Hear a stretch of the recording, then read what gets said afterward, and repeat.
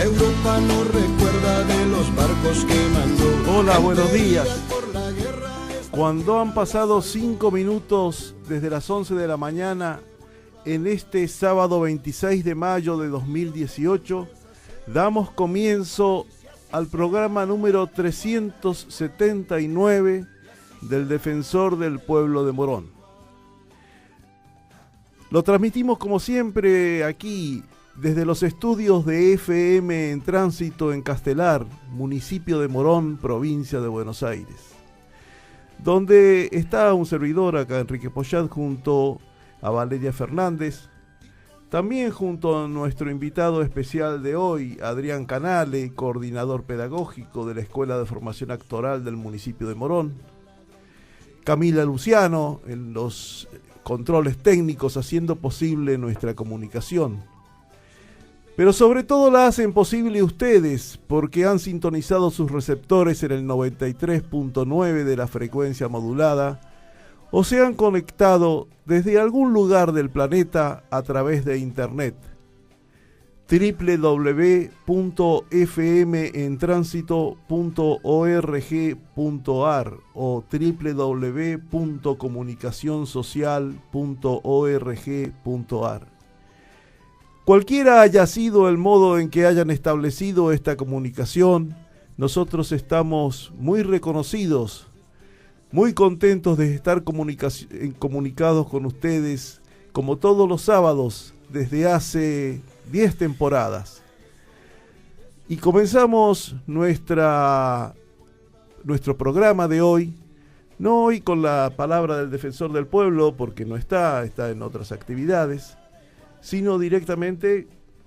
Bueno, vamos a charlar, como recién usted mencionaba, con Adrián Canale, que es el coordinador pedagógico de la Pedro Escudero, así la conocemos los que vivimos acá en el oeste. Así es. La Pedro Escudero es una escuela de formación actoral, es una carrera de formación actoral, pero que tiene características particulares y que tiene una historia muy interesante, ¿no? Allá por el 2004. En el 2004, claro, empezó, esa fue ahí se anotó la primera camada de alumnos. Es una escuela de, como vos decías, de escuela taller, la llamamos, de formación actoral. Está como enfocada principalmente en la formación artística del actor. Es una carrera que tiene 5 materias básicas, digamos: actuación, técnica vocal, técnica corporal, historia del arte y la cultura y análisis de texto. Digamos que en el armado consideramos que era lo fundamental en una formación actoral, y digo en plural porque una característica que tiene la escuela, a pesar de tener, digamos, un coordinador y pertenecer a la Dirección de Cultura, tiene una Dirección de Cultura del municipio. Sí, pertenece a la Dirección de Cultura del municipio, sí. Y tiene una estructura muy horizontal en cuanto a la manera que tenemos de pensar y de programar lo pedagógico de la escuela. Hay un grupo docente como muy fuerte que nos reunimos todos los meses y vamos pensando todo el tiempo cómo llevar adelante la escuela, así que esa característica es muy importante. También que considero, recién hablábamos sobre también la escuela provincial, y a diferencia de otras escuelas no tiene un título habilitante ni tanto para docente, ni es una licenciatura, y a la vez eso le da como una particularidad, que el que viene a estudiar a la escuela viene porque realmente adora la actuación, quiere formarse de una manera. Pero aparte dentro del espectro de lo que es el estado de arte, ¿no? La cuestión del arte como prioridad, más allá de más allá de un título, y más allá de la posibilidad de trabajo, digamos, real que puede haber, que también, por supuesto, un actor trabaja, ¿no? Obviamente. Eso también es importante, ¿no? Porque también está esta cosa de una fantasía generalizada de que el actor hace hobby, tiene hobby. Lo hace por hacer. Sí, no. Está basado principalmente en la formación, ¿no? Hay inclusive hay una serie de reglamentos en cuanto a las faltas y todo eso, que hace que la escuela tenga un nivel de exigencia bastante grande. Y eso creo que con los años ha sido lo que ha generado no sé si está bien que lo diga yo, pero como un cierto prestigio en la zona. Estudia gente de no solo del oeste, sino ha venido muchas veces gente de Capital también. Es abierta no solo a vecinos y vecinas de Morón, sino a todos. Sí, tampoco hay una prioridad para la gente del oeste. El 80% o 75-80% de la gente es del oeste, pero viene mucha gente de zonas cercanas. O sea, ha venido gente de Padua, de Moreno, de Luján, de no sé, obviamente de Ramos Mejía, de San Justo, de todo, de muchas zonas del conurbano, y también gente de Capital, como te decía. Así que hemos tenido alumnos de distintos lugares, de edades muy diferentes, porque la escuela tiene en ese sentido un espíritu muy abierto, que estimula la posibilidad de que pueda estudiar teatro cualquier persona de cualquier edad. Mayor de 18 años, ¿no? Mayores de 18 años, exactamente. Pero nosotros hemos tenido egresados, no sé, de 70 años, de 60 años, de 50 años, que han hecho la carrera completa. Carrera que tiene una duración de 3 años y medio. Son 3 años, y el último medio año es una experiencia de una residencia, lo llamamos residencia actoral, que invitamos a un director externo, que hace la experiencia durante ese último medio año de hacer una puesta en escena con los egresados. En general son los egresados del último año, pero también se suelen convocar a egresados que no han hecho la residencia anteriormente. Y esa es una experiencia muy interesante, porque ellos se encuentran con otras poéticas, con otra manera de ver el teatro que no es exactamente igual de cómo han sido formados en esos 3 años. Entonces, digamos, es una manera de hacer un puente con la formación profesional. Claro. Tener la mirada de otro director. Y este trabajo en general ocupa medio año, entre marzo y octubre, más o menos abril-octubre. Se estrena en el Teatro Municipal. Y ese último año, esa experiencia que hacen es como, digamos, el final se hace en el Teatro Municipal. En general está encarada para que tenga una primera salida como profesional, entre comillas, y hacen, según las administraciones de cultura, a veces 6 funciones, a veces 4, a veces 8, a veces, ¿no? Y hace esa experiencia ahí, y después siempre el objetivo, que es lo que la escuela todo el tiempo estimula, es que ellos puedan seguir trabajando después que salen de la escuela. Hay muchísimas experiencias de grupos que han egresado de la escuela, que han seguido trabajando, andan circulando no solo por el oeste, sino también en Capital, trabajos de egresados puntualmente de la escuela. Y cuando hablabas de prestigio, yo quiero, porque es muy común ver, por ejemplo, yo acá después del programa siempre hacemos una agenda de arte, sobre todo si es o gratuita o a la gorra, y hay muchas obras, muchos espectáculos que se pone actores de la Pedro Escudero, digamos, egresados de la Pedro Escudero, porque realmente da prestigio ese nombre. Pero ¿por qué? Digamos, ¿qué característica tiene en cuanto a lo, no sé si lo pedagógico o la visión que tienen sobre el arte y la formación actoral en especial? Eso es como muy amplio. Sí, muy amplio y muy complejo de decirlo, pero yo te puedo decir bases en la que está construida la escuela. En principio el nivel del cuerpo docente, ¿no? Que eso en general quien viene de afuera lo toma en cuenta. Los nombro porque realmente, ya te digo, esta manera horizontal de trabajar que tiene la escuela le da un sello particular.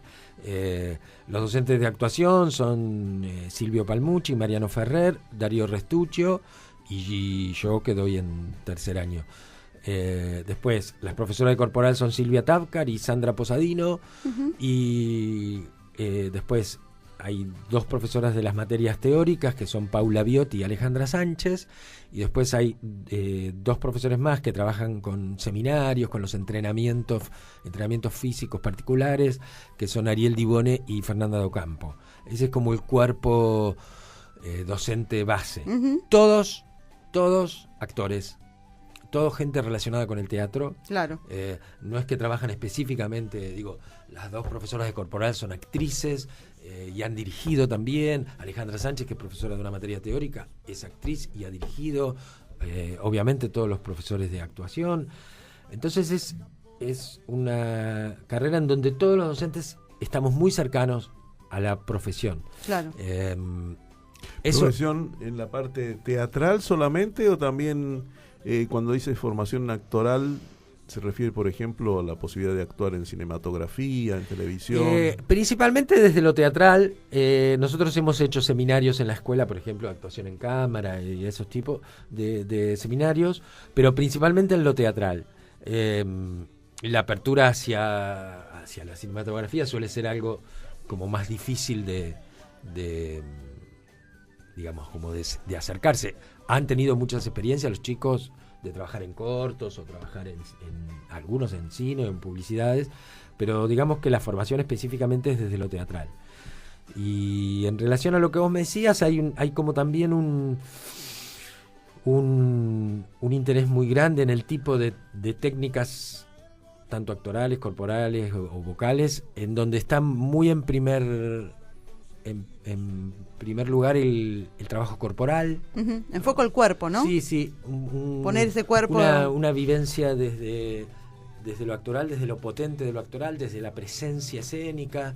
En eso hay como una coherencia en el trabajo muy grande que permite ver quien viene de afuera, quien observa producciones que ha hecho la escuela, que tienen, no sé si decirle un sello, pero sí una preponderancia en las acciones, en lo físico, que no sea el texto lo preponderante, uh-huh. Aunque se trabaja mucho texto, obviamente, pero hay como un abordaje de lo teatral desde por ahí, tal vez en algunas nuevas técnicas,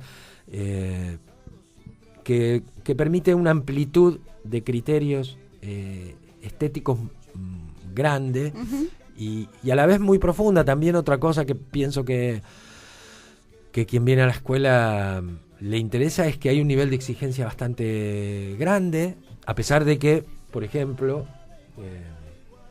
esto de no tener título...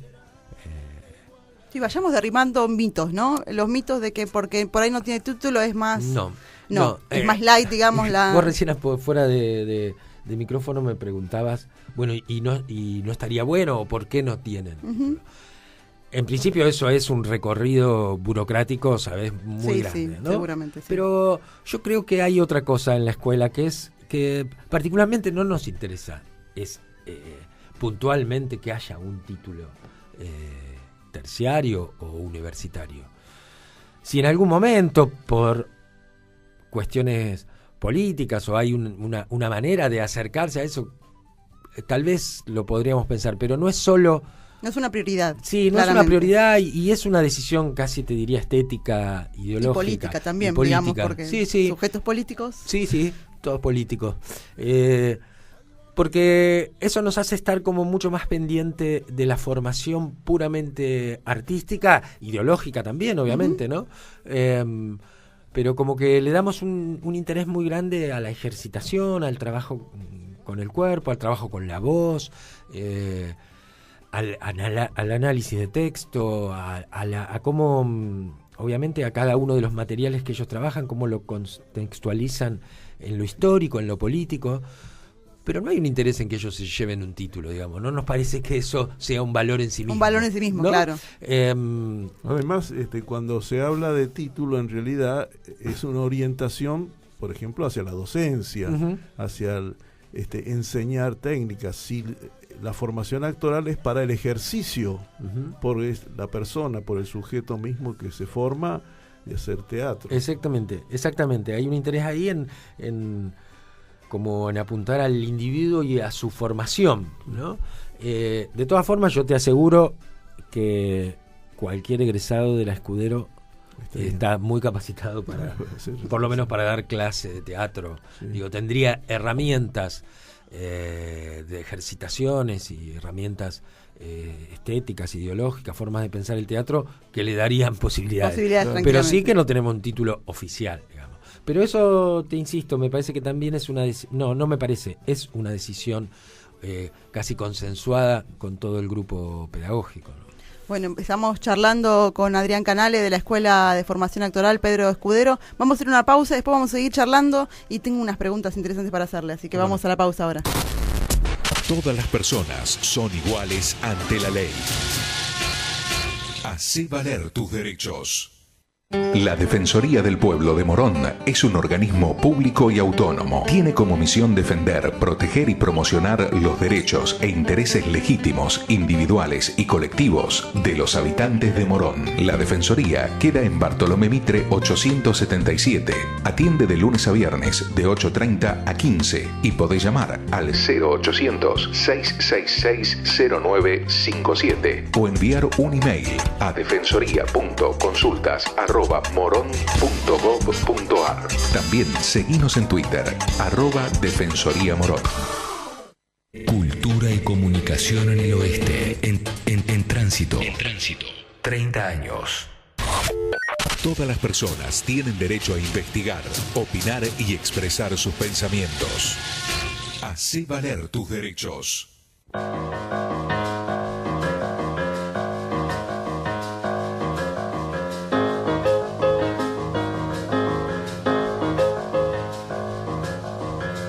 Y regresamos al programa del Defensor del Pueblo, el 379 de esta 10ª temporada. Estamos charlando con Adrián Canale, coordinador pedagógico de la Pedro Escudero, así la llamamos, la Escuela de Formación Actoral de acá del municipio de Morón, que nació en el 2004, recordamos, y estamos charlando un poco de lo que significa el arte, de lo que significa el teatro y de cómo en esta escuela en particular lo que se pone en juego es el cuerpo para el teatro, para la actuación, digamos, no solamente una cuestión académica además, sino esta cosa de entender el teatro como parte de la vida misma. Y por eso quería así hacer un breve raconto de que hace 3 años más o menos estuvieron acá también otras compañeras, una docente, una alumna y una exalumna de la Escuela Pedro Escudero charlando con nosotros, y las contacté porque estuvieron sábados anteriores acá en el centro de Castelar, en la calle, haciendo una performance, ¿no? Una pequeña obra de teatro. Eran un montón de actores y actrices poniendo el cuerpo e interactuando con los transeúntes que estaban de alguna manera promocionando y visibilizando la escuela para que tenga más inscriptos, para que la gente la conozca, ¿no? Y haciendo todo una interacción con la gente en la calle. No estaban en un teatro, estaban en la calle. Entonces, ¿cómo puede ser, digamos, qué es lo fundamental para aquel formado en la Escuela Pedro Escudero? Digamos, el ámbito del teatro o actuar. Pienso que hay algo que tiene que ver con la potencia de la actuación en sí misma, ¿no? La actuación es un hecho vivo todo el tiempo, que necesita principalmente de ese cuerpo presente para vivenciar lo estético, lo artístico. Entonces, en ese cuerpo, que es algo que nosotros todo el tiempo generamos en la escuela, ese cuerpo narra, claro, vive. Entonces ese cuerpo se puede llevar a cualquier lado, no necesita escenografía, inclusive no necesita obligatoriamente un texto, no necesita, casi te diría, un vestuario, sí necesita esa serie de ritmos, de potencia, de música que tiene el propio cuerpo. Entonces, esto que vos me contás es casi un símbolo, por eso me pareció una manera de estar presente, en intervenir sobre el espacio público también, y de llevar la propia actuación a otro lugar, sin necesidad de ningún artificio. Entonces ahí me parece que hay casi una puesta en claro de lo que significa la escuela.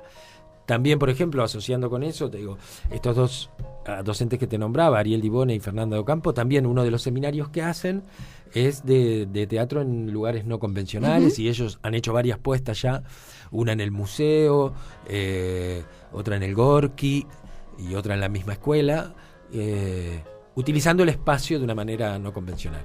Como clown y... Sí, en realidad interviniendo el espacio.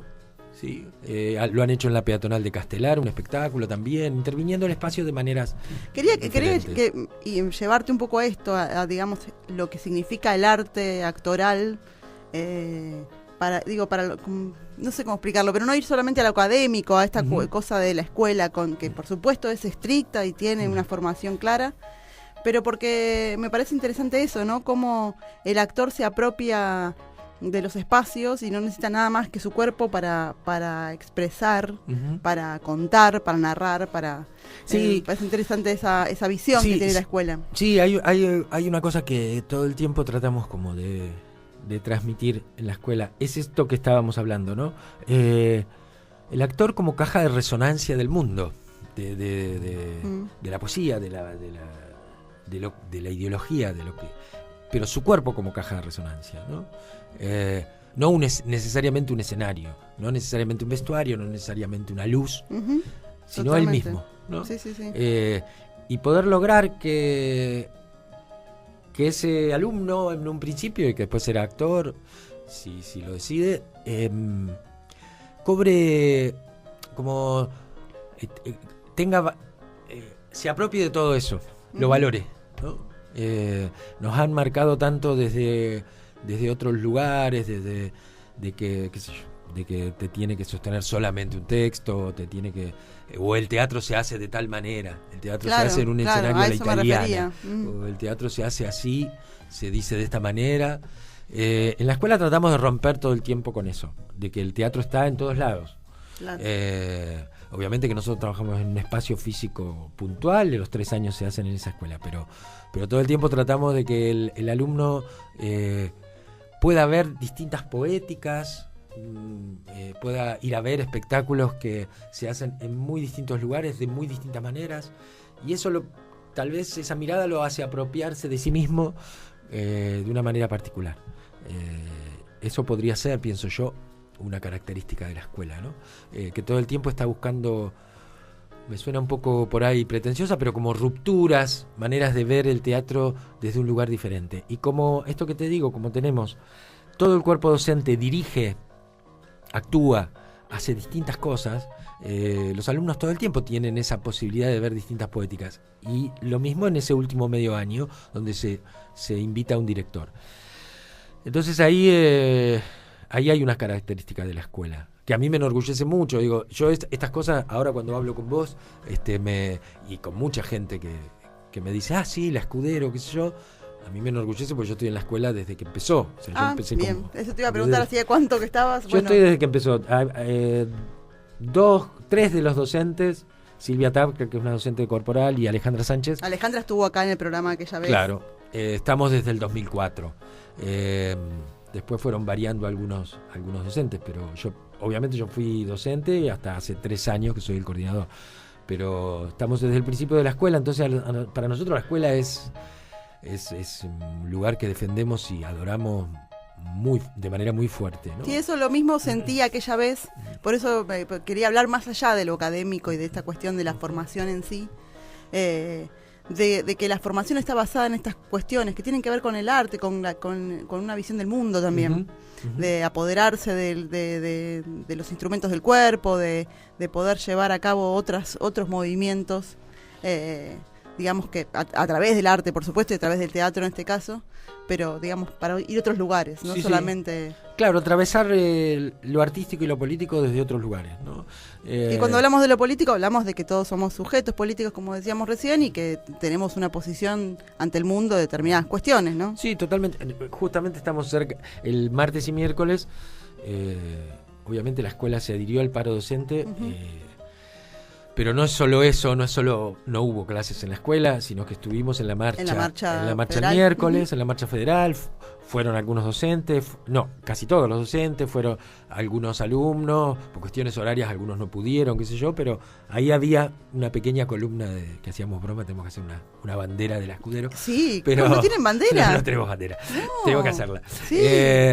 Pero ahí estaba la Escudero presente, alumnos, algunos egresados y los docentes, y eso también es una manera de plantarse frente al... Y cuando hablas parece que estuvieras hablando casi de un colectivo familiar, porque Sí. más o menos cuántos alumnos y alumnas tiene la escuela? Mira, en general el número serían 100, alrededor de 100, entre alumnos que están haciendo la escuela, los que están haciendo la residencia y algunos egresados. ¿En los 2 turnos? En los 2 turnos. Tenemos un turno matutino, que es de 8:45 a 13, y un turno vespertino que es de 17:45 a 22. ¿Todos los días? lunes a viernes. Lunes a viernes. Ah, ¿En dónde funciona la escuela? La escuela está en donde es la antigua imprenta, ahí en Aedo, en Rivadavia y Estrada. Donde la también funciona UGC la 2, UGC2, claro. Estrada 17 es el número exacto, pero Estrada En 17, Aedo. exactamente, en Aedo. Sí, y otra cosa interesante que me parece que está bueno de comentar, esto que te decía de cómo también los egresados siguen produciendo materiales. Ahora, en este momento, por ejemplo, circulan 3 espectáculos en distintos lugares y que se siguen haciendo. Creo que hoy, no tengo exacto, creo que hoy está Catiulla. lo vamos a ir buscando en un ratito. Catiulla, que es un espectáculo de egresadas de la escuela que dirige Mariano Ferrer. Después Caravana, la semana que viene, que es otro trabajo que de egresados de la escuela, va a estar en el Leopoldo Marechal. La Vida Brutal es otro trabajo de la escuela que sigue circulando por distintos lugares. Así que esa es otra característica interesante, ¿no? Que los egresados nosotros estimulamos para que siguen produciendo, ¿no? Producen y siempre, digamos, de la mano de la escuela, ¿no? No es que se separan por completo. Por eso decía que era muy familiar el tema. Porque Sí, en general, qué sé yo, estos trabajos que te nombro están dirigidos por profesores de la escuela. También son incluso trabajos que se empezaron a producir en un tercer año, en general. También hubo un trabajo que se hizo casi 2 años, que lo dirigían Ariel Dibone y Fernanda Docampo, que era un trabajo surgido de un seminario de la escuela, Colimator, que se hizo casi 2 años. Eso está muy estimulado desde la escuela, que sigan produciendo. No es que termina termina la residencia y chao, muchachos, no nos vemos más, ¿no? Sino que tratar todo el tiempo de estar en contacto. Hay muchos seminarios en la escuela que son para egresados también, o sea que puede venir un egresado que egresó en el 2007, 2008. Solo para egresados son los seminarios. Sí, en general los seminarios que se hacen en la escuela son para el alumnado. Alumnado o egresado, pero a que hayan en general, pasado por la escuela. Hemos pasado por distintos tipos de seminarios, según las condiciones presupuestarias, un poco como te comentaba recién. A veces podemos hacer más seminarios en el año, otras veces hacemos menos, porque son seminarios donde se convocan docentes y bueno, eso a veces, este año particularmente, viene difícil por una cuestión presupuestaria, pero los seminarios que se hacen en la escuela son para egresados. Hay algunos casos, por ejemplo, el año pasado vino la gente de Teatro Ciego y el Teatro por la Identidad también hicieron, ¿no? En algún momento sí, egresados, algunos alumnos de la escuela hicieron trabajos de Teatro por la Identidad. Bueno, ¿y el Teatro Ciego dónde? El Teatro Ciego estuvo en la escuela, hizo 2 seminarios. El cupo mayor era para gente de la escuela, pero vino un par de personas de afuera también. Lo que pasa es que a veces el cupo se cubre ya con gente de la escuela, ¿no? Pero también hemos abierto en algún momento. Y también, bueno, la escuela me imagino que lo que quiere como objetivo final es que la gente común, todo el mundo se acerque al teatro y que el teatro se acerque a la gente, ¿no? Porque que haya más relación con el teatro en sí mismo, porque es una forma también de expresión que representa un montón de cuestiones cotidianas. Sí, aparte es una formación gratuita, popular, que está cerca, acá en el oeste, que es muy profesional en su formación. Hay mucha gente que se sorprende y dice, ¿la escuela es gratuita? Sí. Obviamente nosotros tenemos un examen de ingreso porque la inscripción es muy grande, digamos, claro. En general. Hay selección. Claro, hay selección. También el lugar tiene una cierta posibilidad. Nosotros armamos grupos de 25 personas a la mañana y 25 personas a la noche, que es lo que nos parece como máximo, ya es bastante, que en un espacio que tenemos se pueda dar una formación adecuada, ¿no? Claro. No tenemos grupo de 50 obviamente. personas porque no se podría. Entonces lo que hacemos es una selección, hay un examen de ingreso para la mañana y un examen de ingreso para la noche. En general se inscriben, no sé, a la noche mucho más, no sé, como si quieran 100 y pico de personas. El primer día no vienen esas 100 personas, y después se hace una selección, que el examen la verdad es que es muy, en ese sentido también la escuela trata de ser relajada. El examen de ingreso son simplemente clases de la misma manera que van a hacer durante el año. No es que se le toma un examen súper presionante, decir, bueno, te vamos a poner un 8, un 9, sino que son clases comunes Y de ahí nosotros vamos viendo determinadas características que pensamos que pueden hacer entrar a los alumnos. Pero necesitamos hacer eso porque la inscripción es muy grande claramente, siempre, ¿no? Un filtro hay que hacer porque no hay cupo para tanta gente. Claro, y ¿no? aparte, eso se hace siempre en noviembre y diciembre, digo que ya se... Eso te iba a decir, inscripciones entonces en noviembre y diciembre. Y después en febrero del 2019, o sea que la inscripción para el ciclo 2019 empezamos ahora en noviembre. Perfecto, que siempre nosotros por lo menos en nuestra página de Facebook siempre promocionamos la inscripción porque nos parece interesantísima la propuesta educativa y la propuesta artística también que propone la Escuela de Formación, no solamente desde este lugar como de la academia y de la formación concreta, sino también desde una visión del mundo diferente. Exactamente, sí. Bueno, sí. Yo quiero hacer una pregunta que seguramente están haciendo los oyentes. ¿Por qué se llama Pedro Escudero? Pedro Escudero era un actor desaparecido de la zona oeste, sí. Por eso es el nombre, es un homenaje. Un homenaje que se le... político e ideológico. Que eligieron al crear la escuela. Exactamente. La escuela se creó como vos decías, en el 2000. En el 2003 empezaron las primeras reuniones. La creó la gestión de Nuevo Encuentro. La segunda gestión. Y ese fue el motivo del nombre. Bueno, que ya es todo un símbolo.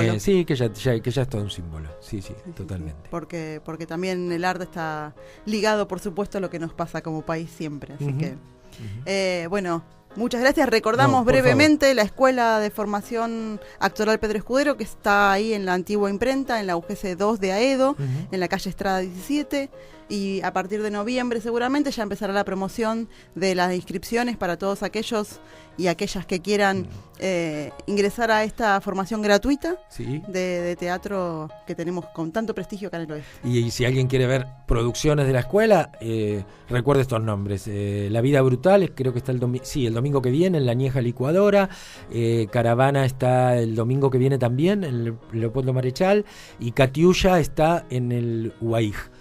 No recuerdo el día, pero bueno, esos tres nombres, por ejemplo. Pero están promocionados en la página de Facebook de la escuela, porque los vi ahí. Ahí y también a veces en la página del municipio de Morón aparecen algunas de las producciones. Pero también las vamos a buscar y las vamos a promocionar. Sí, te lo voy a mandar después. Gracias, Adrián, por haber venido. Por favor, gracias a ustedes. Fue un placer escucharte, un placer saber más sobre la historia de esta escuela que es tan importante para todos los moronenses y las moronenses. Muchas gracias. Así que muchas gracias. Vamos a una pausa y enseguida regresamos. Estamos de nuevo acá en el aire y estamos con la posibilidad de escuchar ahora la página editorial del Defensor del Pueblo. Buen día, Abraham. Buen día, Enrique. Lamento la demora, pero el inconveniente que he tenido, por eso, pero alcancé a entrar a tiempo. Sí. Hora muy oportuna para escucharte. Bueno, gracias. En el día de ayer se realizó una marcha, una concentración, yo diría, en el 9 de julio, contrastando con la, poco menos que ausencia de nadie, de alguna persona en el Tedeum del presidente, en la cual se fue convocada por un grupo de intelectuales que consideraron que era el momento oportuno para hacer frente a esta intencionalidad del gobierno, algo más que intencional, ya las gestiones, de incorporarse y solicitar ayuda al Fondo Monetario Internacional. Y la población lo ha recibido en base a su propia experiencia como una afrenta, una humillación y sobre todo como un riesgo real a su independencia y a su futuro económico. Y esto lo vislumbramos de entrada, porque la primera noticia que tenemos es que las exigencias iniciales son reducciones de centenares de millones de miles de pesos al presupuesto nacional, por un lado. Ya vamos a tener incremento de transporte intenso en los próximos días, más algunos dos aumentos preanunciados. Se nos presenta, pues, la posibilidad de un país realmente en condiciones muy difíciles, que la experiencia propia y ajena, porque si uno va a Grecia, hace 9 años que está el Fondo Monetario Internacional y las dificultades siguen siendo absolutamente las mismas que tenían antes, con el agravante del tiempo transcurrido. Realmente me parece que esta reacción de la comunidad, que fue una multitud reconocida inclusive por los medios oficialistas, realmente me parece muy oportuna y habrá que seguir insistiendo porque hay intereses internacionales que buscan colocarnos en esa situación. Yo sé que en este momento no es culpa más que de nuestro país el haber recurrido a los préstamos exteriores a tal magnitud que nos obliga a buscar mecanismos que rompan este aislamiento real del que se hablaba originariamente que había que eludir con la economía internacional. Y eso es porque el gobierno no está decidido a tomar medidas que claramente no coinciden con su filosofía económica. Yo creo que una vez más se está dando la realidad de una Argentina que está enfrentándose ideológicamente.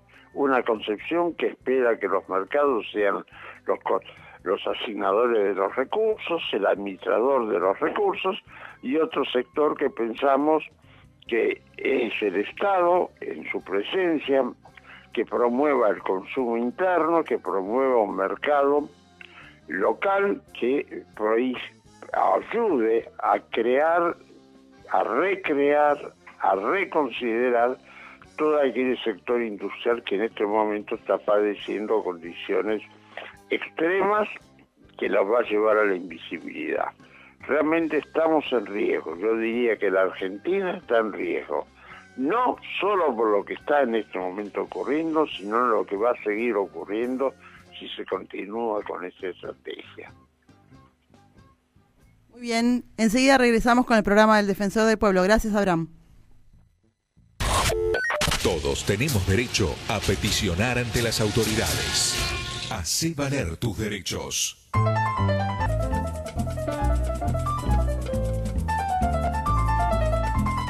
Y regresamos ya a este último tramo del programa del Defensor del Pueblo, el 379 de esta 10ª temporada. Y como siempre en este segmento tenemos la columna de Enrique Pochat, hoy intitulada Expansionismo.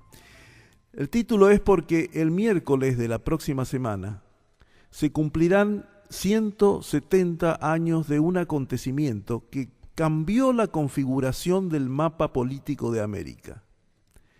El 30 de mayo de 1848 se ratificó el Tratado de Guadalupe Hidalgo, oficialmente conocido como Tratado de Paz, Amistad, Límites y Arreglo Definitivo entre los Estados Unidos mexicanos y los Estados Unidos de América. Por este tratado, suscrito al final de la guerra librada entre México y los Estados Unidos, se estableció que México cedería más de la mitad de su territorio a Estados Unidos. Los actuales estados de California, Nevada, Utah, Nuevo México, Texas, partes de Arizona, Colorado, Wyoming, Kansas y Oklahoma dejaron de formar parte del dominio mexicano, integrante de la patria grande latinoamericana, y pasaron a integrar los Estados Unidos de Norteamérica. La frontera internacional se establecería en el río Bravo. Como compensación, los Estados Unidos pagarían 15 millones de pesos por daños al territorio mexicano durante la guerra. Por el tratado se estipuló también la protección de los derechos civiles y de propiedad de los mexicanos que permanecieron en el nuevo territorio estadounidense. Sin embargo, cuando el Senado estadounidense ratificó el tratado, eliminó el artículo 10 que garantizaba la protección de las concesiones de tierras dadas a los mexicanos durante el período colonial y por México a partir de su independencia. También debilitó el artículo 9 que garantizaba los derechos de los ciudadanos mexicanos que pasaban a residir en territorio de Estados Unidos como consecuencia del tratado. El conflicto entre ambas naciones se desencadenó cuando el Congreso de los Estados Unidos votó por la anexión de Texas a fines de febrero de 1845. México suspendió sus relaciones diplomáticas, advirtiendo que la anexión de Texas sería considerada como un acto de guerra. Los Estados Unidos declararon formalmente la guerra en mayo de 1846. El enfrentamiento se dio entre dos países con potencialidades totalmente desiguales. México se había desgastado durante largos años de lucha por la independencia entre 1810 y 1821 y posteriormente por luchas internas. Estados Unidos, entre tanto, se había consolidado como una nación poderosa económicamente, con aumento de población. La doctrina que se seguía en este país era la del destino manifiesto, por la que se mantenía una política expansionista hacia el oeste en busca de llegar al Océano Pacífico y hacia el sur. En seguimiento de ese objetivo expansionista, se había adquirido en las primeras décadas del siglo XIX el territorio de la Luisiana a Francia y la península de la Florida a España. El gran zarpazo expansionista ocurriría con la anexión de gran parte del territorio mexicano. En agosto de 1846, en plena guerra, fue derribado en México el presidente Paredes. El general Santa Anna, que vivía exiliado en Cuba, lideró la resistencia a la invasión con actos heroicos a pesar de las limitaciones de su ejército. En marzo de 1847, las fuerzas norteamericanas bombardearon el puerto de Veracruz. En agosto de ese año se libraron las batallas para tomar la Ciudad de México. La resistencia mexicana fue admirable, pero las limitaciones del ejército le hicieron perder la guerra.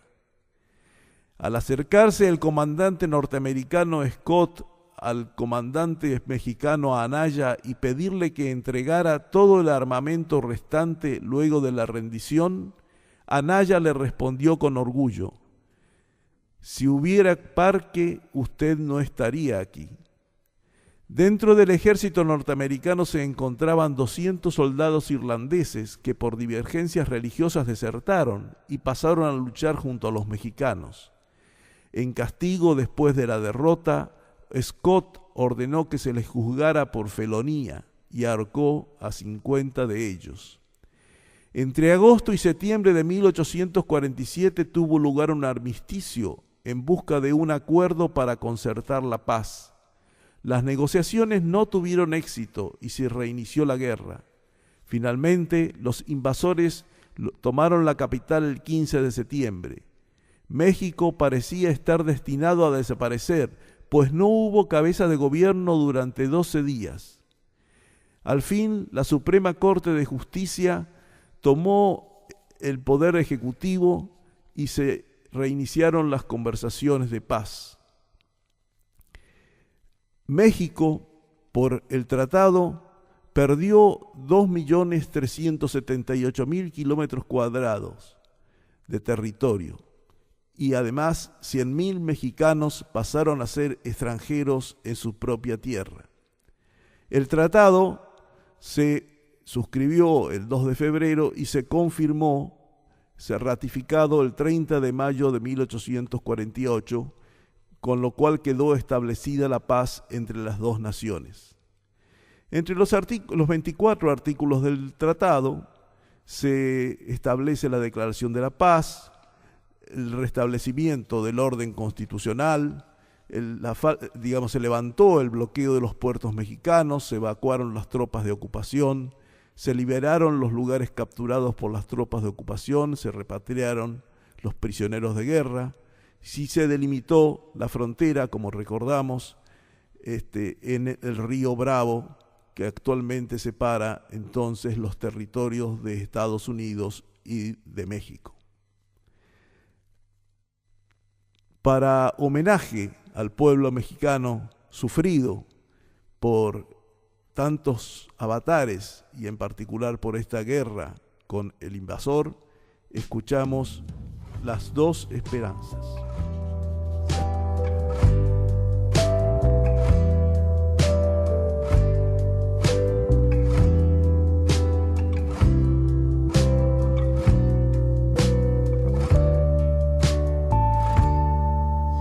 Querer a veces duele, aunque él te quiere a ti.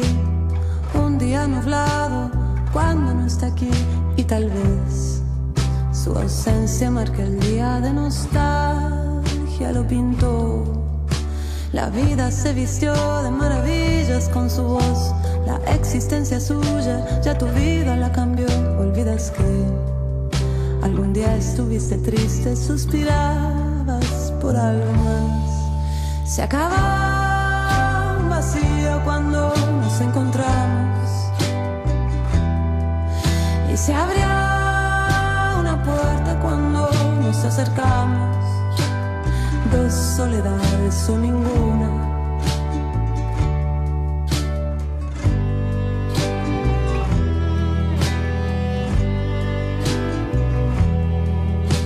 Por algo pasan las desgracias que puedes contar. Te enseñan a vivir y a apreciar a los demás. Te dicen, ves, sigues vivo y hasta este dolor se olvidará. Sabes que a su lado puede ser mucho mejor. Empiezas otra vida, aunque nada se olvidó.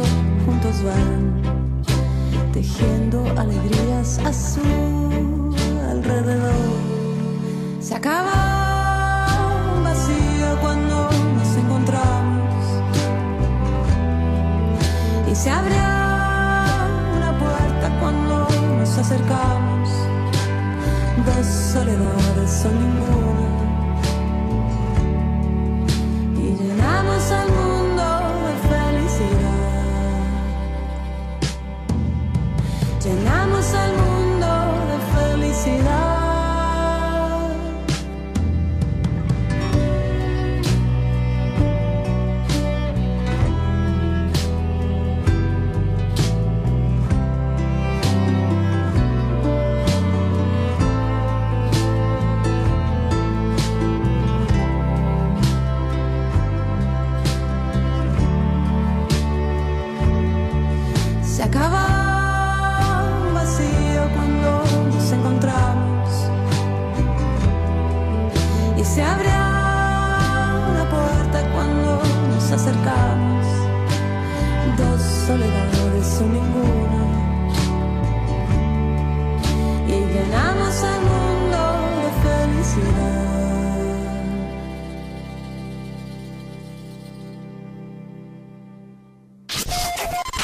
Todos los trabajadores tienen derecho a condiciones dignas y equitativas de labor.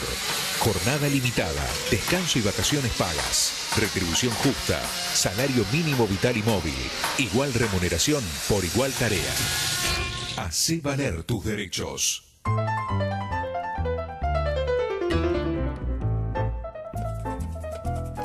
Y volvemos para irnos, Enrique, pero hay alguna información que tiene ahí para darnos, ¿no? Sí, después de escuchar la bella canción que en realidad se llama Dos Soledades por la cantante mexicana Julieta Venegas, en este día en que hemos conversado, en esta mañana en que hemos conversado sobre teatro, tengo una información que tiene que ver con el teatro. Uh-huh.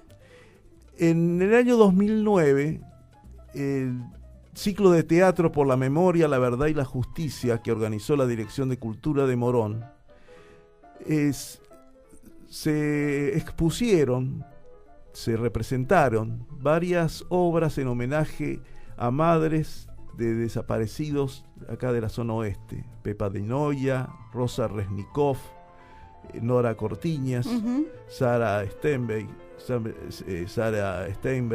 Adelina Molina, integrantes unas y otras o de madres de Plaza de Línea Fundadora, de familiares de desaparecidos y detenidos por razones políticas. Uh-huh. Se llamó a ese ciclo Pañuelos en Escena, Teatro para no olvidar. Y la editorial Zócalo ha reunido aquellas obras en un libro impreso, entendiendo el valor que tenían Y los autores de esas obras son los autores entonces del libro. Ujú. Ciela Azad, Guillermo Cácharo, Hernán Nemi, Estela Maris Castro, Guillermo Marchelo, Jorge Abolio, Luis Sáenz. El libro que recoge todas las obras de Pañuelos en Escena, que se llama así también el libro, se presentará este viernes 1 de junio, a las 6 de la tarde, a las 18, en la Universidad de Morón, en el aula 370, con la participación de los autores de las obras y también de Nora Cortiñas, quien ha prologado la obra y es la sobreviviente. Nuestra querida Nora, que fue... digamos, sobreviviente quiere decir que es la madre que Sí, todavía porque nos Sarita acompaña. falleció hace poco, pero también una gran vecina Todas acá, ellas, sí. claro. Bien, entonces... Entonces sirva el esto- viernes primero... Viernes 1 de junio a las 6 de la tarde en la Universidad de Morón, en la aula 370 del tercer piso. La entrada es libre, Ujú. así que estamos invitando a todos los que puedan y quieran participar. Ahí estaremos porque es muy interesante poder estar en la presentación de este libro tan fundamental también para nosotros como moronenses, ¿no? Y que tiene que ver tanto con aquello del valor del teatro, de la formación actoral que hemos estado hoy aprendiendo con... Sí, porque aparte también los autores de este libro son personas muy reconocidas en el ámbito actoral acá en la zona, las conocemos todas, Ciela Azad, Guillermo Marchelo, bueno, a Cácharo, toda gente muy importante en la zona. Sí. Nos está informando... Yo quiero, perdón, antes de irnos también, quiero recordar que estamos a punto de presentar nuestro informe anual. La Defensoría, el Defensor del Pueblo, hará la presentación de su informe anual 2017, donde expondrá todas las gestiones que hemos hecho durante ese año, y va a ser el jueves 31 de mayo de este año, por supuesto, el jueves que viene, a las 13 horas, también en una sesión extraordinaria que hace el Honorable Consejo Deliberante, solamente para esta presentación del Defensor del Pueblo, y que es una sesión abierta al público, así que invitamos a todos los vecinos y vecinas a participar si quieren de esta presentación. 1 de mayo a las 11 a las 13 horas, sí. A las 13 horas. Esto va a ser en el recinto de sesiones del Consejo Deliberante de Morón, que se ingresa por Almirante Brown 910. Bien, y justo ha llegado el mediodía, nos estaba diciendo Camila, apuren porque llegó el mediodía, terminan ustedes este servicio. Hace gestos muy, muy, muy fuertes. No. Bueno, entonces nosotros terminamos este servicio como todos los sábados del Defensor del Pueblo, que es el programa del Defensor del Pueblo de Morón. Pero la actividad del Defensor del Pueblo, Abraham Leonardo Gac, y de su equipo de trabajo continúa durante la semana. En Bartolomé Mitre 877 de la ciudad de Morón, estamos dispuestos para atender de la mejor manera posible, de lunes a viernes, entre las 8 de la mañana y las 3 de la tarde, tu pedido de orientación, tu consulta, tu reclamo. Que también se pueden hacer llegar, además de personalmente, en la sede de la Defensoría del Pueblo en Bartolomé Mitre 877 de Morón, por teléfono a la línea gratuita del Defensor del Pueblo, 0800-666-0957, en ese mismo horario entre las 8 de la mañana y las 3 de la tarde. Y en cualquier hora puedes comunicarte por vía del correo electrónico defensor@defensoriamoron.gov.ar, defensor@defensoriamoron.gov.ar. La Defensoría del Pueblo de Morón tiene una página web, www.defensoriamoron.gov.ar, en la cual, además de otras noticias, además de los resúmenes de las transcripciones de estas audiciones del Defensor del Pueblo y de otras informaciones útiles, hay una pestaña, una sección especial para los reclamos. Para los reclamos. Uh-huh. O sea, es otra manera entonces de poder exponer la consulta, el pedido de orientación, la denuncia que se quiere hacer llegar al Defensor del Pueblo. Y que tendrá una pronta respuesta por parte de todo el equipo de trabajo. Y nosotros estaremos entonces el próximo sábado. Así es. Acá en los estudios de FM en Tránsito, en Castelar, municipio de Morón, provincia de Buenos Aires. Hasta entonces nos despedimos de ustedes con un deseo de muy buena semana en la familia, en las actividades, en el trabajo, en definitiva, por la paz y la justicia. Hasta entonces. Hacé valer tus derechos. Con el defensor del pueblo, Abraham Leonardo Gac y su equipo de colaboradores. Comienzo del espacio publicitario.